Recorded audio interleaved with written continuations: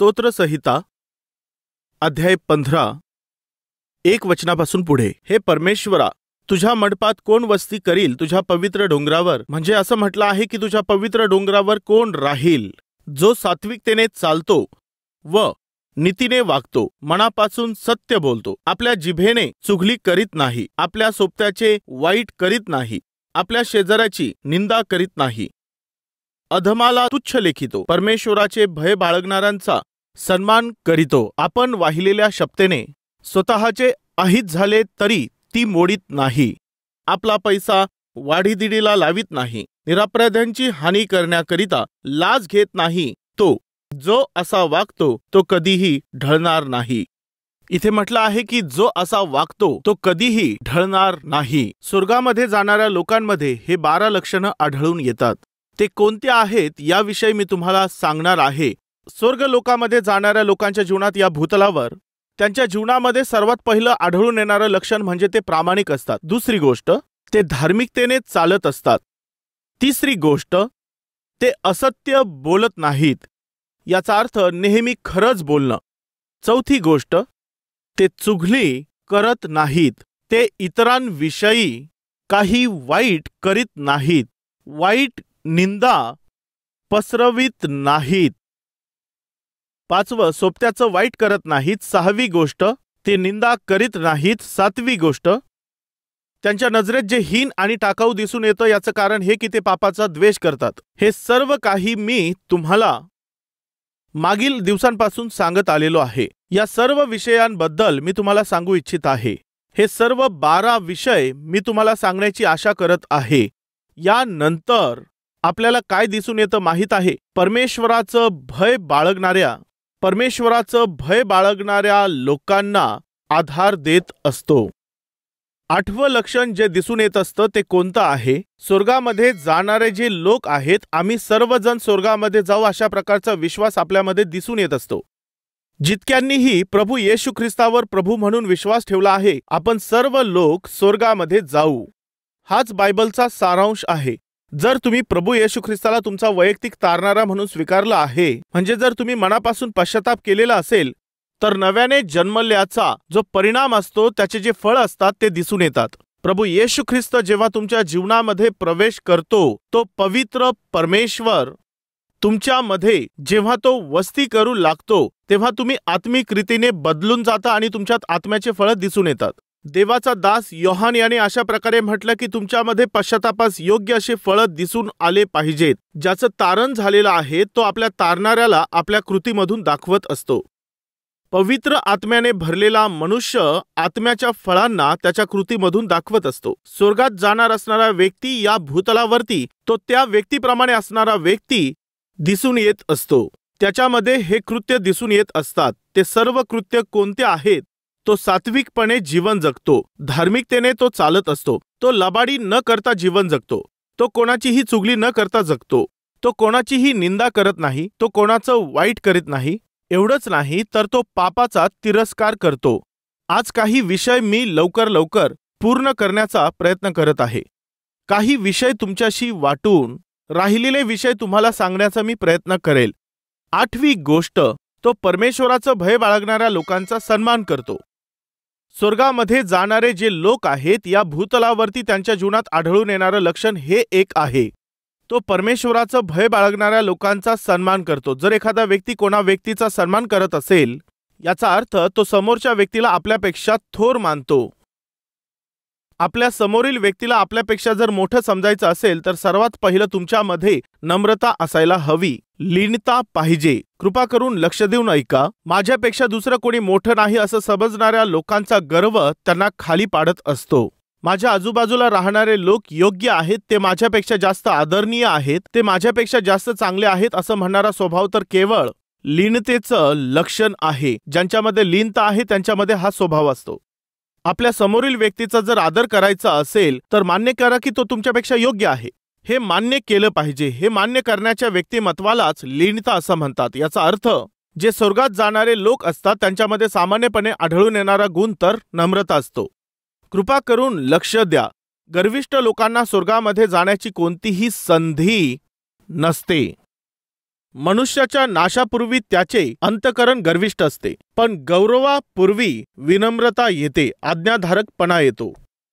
दीनता, सहनशीलता हे सर्व काही झाडाच्या फांदीवरील फळांसारखे असतात. राईट फ्रेंड्स, स्वर्गात जाणाऱ्या लोकांमध्ये आढळून येणारे जे लक्षण असतात ती आहे लीनता. नम्र लोक काय करत असतात माहीत आहे? आपल्यापेक्षा समोर असणाऱ्या व्यक्तीला अधिक महत्त्व देत असतात, ते त्यांचा सन्मान करतात. आजचा प्रश्न असा आहे, कोणाला कधी तुम्ही स्वतःपेक्षा मोठं मानलं आहे का? जर तुम्ही मोठं मानत असाल तर तुम्ही त्यांचा सन्मान कराल. मोठं समजत असाल तर तुम्ही त्यांची प्रशंसा कराल. मोठं समजत असाल तर तुम्ही त्यांचा आदर कराल. कल्वरी टेम्पल जे आहे यावरती परमेश्वराने मोठी कृपा केली आहे. कल्वरी टेम्पलमध्ये कितीतरी परमेश्वराच्या सेवकांचा सन्मान करण्यात आला. कल्वरी महोत्सवमध्ये जेव्हाही आम्ही आयोजन करतो तेथील स्थानिक क्षेत्रांमधील सर्व देवाच्या सेवकांचा त्यांना स्टेजवरती बोलवून त्यांचा आम्ही आदर करत असतो. त्यांचा सन्मान करण्यात येतो, त्यांचं अभिनंदन करण्यात येतं. मी आणि माझं कुटुंब कल्वरी टेम्पलच्या फॅमिली बरोबर मिळून जेथेही जातो तेथे आम्ही त्यांच्यासाठी चांगले सूटचे कापड, त्यांचा आदर करून त्यांचा सन्मान करून कल्वरी टेम्पलच्या वतीने देण्यात येतो. हा नियम आहे. या सेवकाने परमेश्वराच्या सेवकांचा सन्मान केलेला आहे.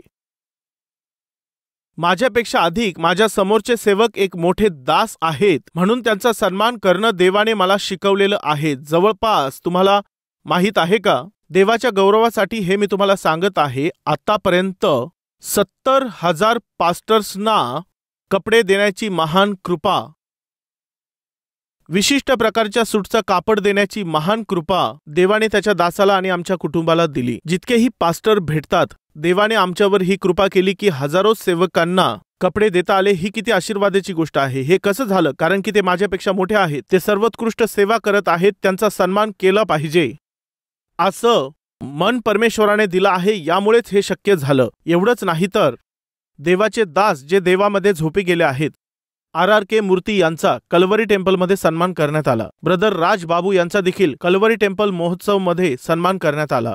आज आपल्यामध्ये जे सेवा कार्य करत होते, जी सॅम्युएल, हे कल्वरी टेम्पलमध्ये त्यांचाही सन्मान करण्यात आला. जे मोठी सेवा करत आहेत जसं जोशी साहेब, त्यांचा देखील इथे सन्मान करण्यात आला. आपण पाहिलेलं आहे की शुभवर्तमानाचा प्रचार करणारे देवाचे सेवक पास्टर जयपॉल यांचा देखील कल्वरी टेम्पलमध्ये सन्मान करण्यात आला. यसन्ना यांच्यावर देखील पूर्ण मनापासून मी प्रेम करतो, त्यांचा आदर करून मी त्यांना देखील आमंत्रण पाठवलं होतं. मी तुमचा सन्मान करू इच्छितो असं मी त्यांना सांगितलं, परंतु ते त्या दिवशी येऊ शकले नाहीत. त्यांचा सत्कार करण्याची माझी इच्छा होती, परंतु करू शकलो नाही. एवढंच नाही तर आपल्या आईवडिलांचा देखील सन्मान केला पाहिजे. यस, मी माझ्या आईवडिलांचा देखील सन्मान केला आहे. सासू सासऱ्यांचा मी आदर केला. देवाच्या सेवकांचा मी आदर केला. मेंढपाळांचा आदर करण्याची देवाने मला कृपा पुरवली. एवढंच नाही तर ज्यांनी मला त्रास दिला त्यांचा देखील मी सन्मान केलेला आहे. ज्यांनी माझा अपमान केला त्यांचा देखील आदर केला आहे. आत्तामध्ये असे कोणीतरी होते ज्यांनी स्टेजवर येऊन माईकमध्ये माझ्याबद्दल मनाला वाटेल तसं बोलू लागले. मनाला वाटेल त्याप्रमाणे ते बोलले. त्यांच्या एका व्यक्तीने मला सांगितलं, ब्रदर, त्या व्यक्तीने तुमच्याकडून मदत घेऊन बाहेर जाऊन ते तुमच्याविषयीच विरोधात बोलत होते. फार विरोधामध्ये येऊन त्यांनी म्हटलं, स्टेजवर ते गेले आणि तुमच्याविषयी बाहेर जाऊन मनाला वाटेल त्या प्रकारे बोलत होते असं त्यांनी सांगितल्यावर माहीत आहे, सर्वात पहिली मी प्रार्थना केली, परमेश्वरा. त्यांनी माझ्याकडे येऊन मला मदत मागितली होती. माझ्या समोर येऊन हात पसरून त्यांनी मला म्हटलं की ब्रदर, मला जगणं कठीण होत आहे. अशी विनवणी करणाऱ्याची मी मदत केली आहे. आता तो व्यक्ती ज्याने मदत केली आहे त्याचे हात कापू पाहत आहे, तर मी त्याविषयी काय करू? देवाने म्हटलं की तू त्याला क्षमा कर. एवढंच नाही तर त्याच्यासाठी आणि त्याच्या पत्नीसाठी तू कपडे दे. माहीत आहे काय केलं? ख्रिसमसच्या दिवशी त्यांना आणि त्यांच्या पत्नीला खूप चांगले कपडे, खूप महागडे कपडे विकत घेऊन पॅकिंग करून आणि त्यामध्ये ग्रीटिंग कार्ड ठेवून ख्रिसमसच्या दिवशी समेटाची भेट म्हणून परमेश्वराने मनुष्य जे त्याच्यापासून दूर झाले होते त्यांच्याशी समेट करण्यासाठी आपल्या एकुलत्या एका पुत्राला पाठवलं. ख्रिसमसच्या दिवशी मला समेट पाहिजे आहे असं सांगून एका व्यक्तीच्या हाती मी ते कपडे पाठवले. ज्यांनी माझा तिरस्कार केला त्यांचा देखील सन्मान करण्याची कृपा देवाने मला पुरवली. एक दिवस एका मीटिंगमध्ये तिथे एका कोपऱ्यामध्ये बसलेलो असताना प्रभूचे एक अद्भुत सेवक येऊन तिथे येऊन बसले. जेव्हा ते आले तेव्हा तत्काळ जाऊन मी त्यांच्या हातामध्ये शेकहँड देण्याचा प्रयत्न केला. शेकहँड करण्यासाठी माझ्याकडे पाहून त्यांनी हात पुढे केला आणि त्यांना काय वाटलं माहिती नाही, त्यांनी हात लगेच मागे घेतला. शेकहँड देखील केलं नाही. मी कधीही त्यांचं काही केलं नाही, कोणतं नुकसान केलं नाही. मी त्यांना देवाचे मोठे सेवक समजतो आणि आज देखील हेच करतो. त्यांनी माझ्याशी हात देखील मिळवला नाही. मी केवळ हात मिळवू इच्छित होतो, परंतु त्यांनी हात मिळवला नाही. प्रभू, यावेळेला आता मी काय करू ते हात मिळवू इच्छित नाहीत. परमेश्वराने काय सांगितलं माहीत आहे? त्यांना तू तुझ्या मंडळीमध्ये बोलावून त्यांचा तू सन्मान कर. त्या प्रभूच्या दासाला मी कल्वरी टेम्पलमध्ये बोलावलं. सोन्याची अंगठी त्यांना घातली, त्यांना चेअरवरती बसवून त्यांना शॉल दिली, फुलांचा हार घातला व गिफ्ट देऊन मी त्यांचा सन्मान केला. मी तुम्हाला यासाठी हे सांगत आहे फ्रेंड्स, जर तुमच्यामध्ये परमेश्वर आहे तर तुमच्यातील गर्व तुम्ही क्रुसावरती खेळवतात. अहंकार म्हणजे मी आहे, मीच सर्व आहे हा अहंकार जर क्रुसावरती खेळला तरच, व ख्रिस्ताला जर तुम्ही तुमच्या कृतीत दाखवू शकता तर या भूतलावरती येशू ख्रिस्ताचे साक्षीदार म्हणून तुम्ही जगू शकता. हे सर्व कधी शक्य होऊ शकेल? जेव्हा तुमच्यामध्ये नम्रता येईल तेव्हाच हे शक्य होईल. ज्यामध्ये नम्रता असते केवळ तोच इतरांना क्षमा करू शकतो. नम्र असणारा मनुष्यच इतरांना आपल्या स्वतःपेक्षा अधिक समजू शकेल. आज अनेकशे लोक इतर लोकांचा सन्मान करत नाहीत कारण त्यांच्यामध्ये गर्व असतो. ते दुसऱ्या व्यक्तीबरोबर बोलत नाहीत का? कारण की त्यांच्यामध्ये घमंड असतो. जर कोणी मोठे व्यक्ती त्यांच्या समोर असतील तर ते त्यांच्याबरोबर आदराने बोलत नसतात. मर्यादेने ते त्यांच्याबरोबर वागत नाही. कारण काय माहितीये? गर्व. गर्वासाठी दुसरा कोणता शब्द आहे माहितीये? फॅट. इंग्लिशमध्ये फॅट म्हणतात. याचा अर्थ चरबी.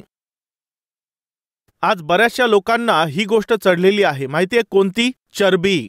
त्यांच्या बाजूला जितकेही माणसं असतात त्यांना ते माणसं समजत नाही. याचं कारण काय आहे? चरबी आहे. त्यांच्या आजूबाजूला त्यांच्यापेक्षा वयाने मोठे लोक असतात, त्यांना देखील ते सन्मान देत नाही. याचं कारण काय आहे? चरबी. त्यांच्यापेक्षा वयाने जे मोठे आहेत, जे परमेश्वराची सेवा करतात, त्यांचा ते आदर करत नाहीत. याचं कारण काय आहे? चरबी. हे कोणाच्याही जीवनासाठी चांगलं नाही, हे मी तुम्हाला विनंती करून सांगत आहे. विल्यम केरी जे परमेश्वराचे खूप महान सेवक होते, त्यांनी येऊन भारत देशात देवाची सेवा केली.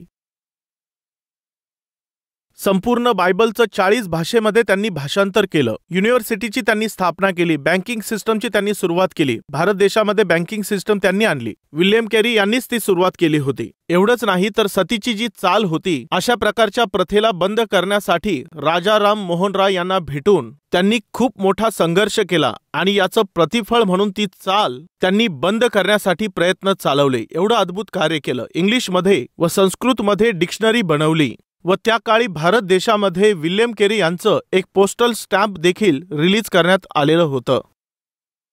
एवढं अद्भुत असं कार्य विल्यम केरी यांनी प्रेमाने केलेलं होतं. एक दिवस त्यांचा सन्मान केला पाहिजे अशा प्रकारचा निर्णय एका प्रांतातील लोकांनी घेतला. जेव्हा त्यांच्या सत्काराची सभा चालू होती, अनेक लोकांनी येऊन त्यांची प्रशंसा केली. विल्यम केरी यांच्याविषयी ते कौतुक करू लागले. समोरच्या व्यक्तीचा सन्मान करणं, त्यांची प्रशंसा करणं हे चांगल्या गुणाच्या व्यक्तीचे चिन्ह आहेत. समजत आहे ना? समोर असणाऱ्या व्यक्तीचं कौतुक करणं आणि त्यांचा सन्मान करणं व समोरील व्यक्तीच्या चांगुलपणाची प्रशंसा करणं हे चांगल्या मनुष्याचं लक्षण आहे. सद्गुण नसणाऱ्या व्यक्तीमध्ये हे वैशिष्ट्य नसतं. वाईट गुण असणारा मनुष्य समोरच्या व्यक्तीचा सन्मान करणार नाही. समोर असणाऱ्या व्यक्तीमध्ये ते चांगल्या गोष्टी पाहत नाहीत. त्यांच्यामध्ये असणारं मनुष्यत्व त्यांना दिसत नाही. ते त्यांच्यामधील असणारी आत्मीयता पाहू शकत नाही. कारण काय आहे? त्यांच्यामध्ये असतो गर्व. तो गर्व त्यांना चारित्र्यहीन बनवित असतो. पुढे काय घडलं तुम्हाला माहीत आहे? जेव्हा सर्व लोक त्यांचा सन्मान करत होते, आदर करत होते, तेव्हा मध्येच एका व्यक्तीने उठून जेव्हा त्यांचा वेळ आला तेव्हा या व्यक्तीने अशा प्रकारे बोलायला सुरुवात केली. तो काय बोलला माहीत आहे? विल्यम केरी यांनी खूप मोठं कार्य केलं आहे असं तुम्ही सांगत आहात आणि त्यांच्या सन्मानासाठी खूप मोठी सभा ठेवली आहे. तुम्ही त्यांचा सत्कार करत आहात, सन्मान करत आहात, त्यांच्याविषयी चांगलं बोलत आहात. तुम्हाला खरं माहीत आहे? खरं तर या विल्यम केरीचा व्यवसाय कोणता होता, त्यांचा उद्योग कोणता होता, तुम्हाला माहीत आहे का? असं बोलून विल्यम केरी हे आफ्टर ऑल बूट तयार करणारा एक मनुष्य आहे. हे तर चप्पल शिवणारे आहेत. अशा या चप्पल बनविणाऱ्या व्यक्तीचा, बूट बनविणाऱ्या व्यक्तीचा तुम्ही सन्मान करता, म्हणून याविषयी मला कौतुक वाटतं. पहा, वाईट गुण असणारा, गर्वाने भरलेला जो व्यक्ती असतो तो समोर असणाऱ्या व्यक्तीचं मोठं कार्य स्वीकारण्यासाठी तयार नसतो. त्याच्यातले जे गुण असतात तेच वाईट असतात.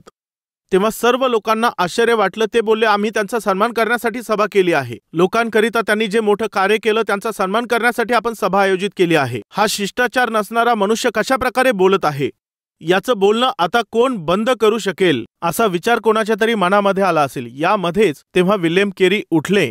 तो मनुष्य त्यांच्याविषयी हे सर्व बोलल्यावर बसला। तेव्हा विल्यम केरी काय बोलले माहीत आहे? माझ्याविषयी मोठमोठ्या लोकांनी खूप मोठमोठ्या गोष्टी बोलल्या आहेत। मी बूट बनविणारा आहे, मी चप्पल बनविणारा आहे, यांनी खूप चांगल्या प्रकारे माझ्याविषयी सांगितलं आहे। परंतु महाशय, मी तुम्हाला एक सांगू इच्छितो। काय आहे असं तो पाहू लागला तेव्हा ते बोलले की मी बूट बनवित नाही, मी चप्पल बनविणारा नाही, मी जुन्या चपला शिवणारा आहे। मी काही चप्पल बनविणारा नाही, नवीन बूट तयार करणारा नाही, मी तर बूट पॉलिश करणारा एक माणूस आहे। तुमच्यासारखे मोठे लोक येऊन जेव्हा बूट ठेवतात तेव्हा त्यांचे बूट मी पॉलिश करत असतो। तुटलेल्या चपला आणून तुम्ही माझ्या समोर ठेवल्या तर त्या तुमच्या चपला मी शिवून देण्याचं काम करतो। मी काही नवीन बूट बनवित नाही, मी नवीन चपला देखील बनवत नाही, मी तर जुन्या चपला शिवणारा एक साधारण असा गरीब चांभार आहे। गर्वाने भरलेल्या त्या व्यक्तीच्या स्वभावाला कोणी खाली पाडलं तुम्हाला माहीत आहे? नम्र असणाऱ्या त्या मनुष्याने। ही आहे नम्रता। त्या दिवशी विल्यम केरी यांनी नम्रता प्रगट करून व नम्रपणे बोलून त्या दिवशी सर्व लोकांनी कोणता पाठ शिकला असेल माहीत आहे? याला चांगला धडा शिकवला। मान वर करण्याच्या लायकीचा नाही ठेवला। कृपया ऐका, गर्वाला खाली करणारी नम्रताच आहे व नम्रतेला दूर करणारा तर गर्व आहे। तो गर्व, त्या गर्वाला स्वर्गात जाण्याची संधी नाही। कारण माहीत आहे, गर्व करणारा तो सैतान एका समयी एक मुख्य देवदूत होता। एकेकाळी देवाच्या समोर असणारा तो एक मुख्य देवदूत होता। गर्व केल्यामुळे त्याला स्वर्गामधून खाली टाकण्यात आलं। तेथे गर्वासाठी जागा नाही, गर्व करणाऱ्यासाठी जागा नाही। पहा, आजच्या दिवशी जर तुमच्यामध्ये गर्व असेल तर कृपा करून आजच्या दिवशीच तो तुम्ही दूर करा। का? कारण की गर्विष्ठ लोकांना स्वर्गामध्ये जाण्याचा कोणताही चान्स नाही। गर्विष्ठ मनुष्य समोरच्या व्यक्तीला आपल्यापेक्षा मोठा मानू शकत नाही। स्वर्गात जाणाऱ्या लोकांमध्ये कोणतं लक्षण असतं माहीत आहे? आपल्या आजूबाजूच्या लोकांना ते आपल्यापेक्षा मोठं समजतात। कदाचित ती तुमची नोकरीची जागा असेल, जिथे काम करता तिथे असू शकेल, जिथे शिकता तिथे असू शकेल, किंवा जिथे सेवा करता तिथे असेल, किंवा मंडळीमध्ये असू शकेल। समोरील व्यक्तीची चेष्टा करणं किंवा समोरील व्यक्तीला तुच्छ समजणं, समोरच्या व्यक्तीला फटकून दूर करणं, त्यांना जनावराप्रमाणे वागणूक देणं, त्यांचा अपमान करून त्यांच्याशी बोलणं, हे आत्मिकतेचं लक्षण अजिबात नाही। समोरचा व्यक्ती जास्त मोठा व्यक्ती नसेल, कदाचित तो जास्त शिकलेला नसेल, समोर असणारा व्यक्ती कदाचित इतर जातीचा व्यक्ती असू शकतो। कृपा करून लक्ष द्या, जर तुमच्यामध्ये येशू ख्रिस्त आहे तर ते तुमच्या जातीमुळे, तुमच्या शिक्षणामुळे, तुमच्या सौंदर्यामुळे अजिबात नाही, तर त्याने तुम्हाला दिलेल्या मूल्यामुळे आहे। ते देवाने निर्माण करण्यात आलेले लोक आहेत, ते परमेश्वराचे मुलं आणि मुली आहेत। आज असे देखील लोक आहेत जे जातीकडे पाहून सन्मान करत असतात, धनसंपत्तीकडे पाहून आदर करतात, त्यांच्या पदाकडे पाहून, त्यांच्या ज्ञानाकडे पाहून, त्यांच्या हुद्द्याकडे पाहून, त्यांच्या सर्व धनसंपत्तीकडे पाहून त्यांना इज्जत देत असतात। परंतु जो खरा आत्मिक व्यक्ती असतो तो या सर्व गोष्टींकडे पाहून इज्जत करत नाही। त्याच्यामध्ये असणाऱ्या लीनतेमुळे तो समोरच्या व्यक्तीचा आदर करत असतो। मी विचारतो, तुमच्या वयापेक्षा जे मोठे आहेत त्यांच्याबरोबर तुम्ही आदराने वागत असता का? तुमच्या आजूबाजूच्या लोकांना तुम्ही स्वतःपेक्षा मोठं समजता का? किंवा तुम्ही त्यांच्याशी गर्विष्ठपणे बोलत असतात? सावध रहा, गर्व हा अधपतनाकडे घेऊन जातो। नम्रता गर्वाला आपल्यापासून दूर करते। स्वर्गात जाणाऱ्या व्यक्तीमध्ये कोणते लक्षण आढळतात माहीत आहे? समोरच्या व्यक्तीला आपल्यापेक्षा मोठं मानून ते त्यांचा आदर आणि सन्मान करतात।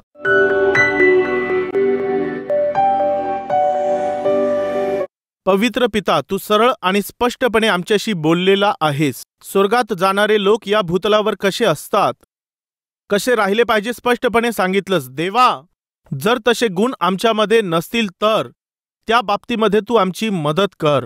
प्रार्थना करत असणाऱ्या प्रत्येक व्यक्तीला तू दर्शन दे बापा। तू स्पष्टपणे आमच्याशी बोललेला आहेस। तुझी आम्ही स्तुती करतो, तुला धन्यवाद देतो। देवा, आमच्या देशाला आणि आमच्या राज्याला तू आशीर्वाद दे। या प्रार्थनेमध्ये जितकेही लोक आमच्याशी जुडलेले आहेत त्या सर्वांना तू आशीर्वाद दे। प्रभू येशू ख्रिस्ताच्या नावामध्ये ही प्रार्थना मागत आहे बापा, आमेन।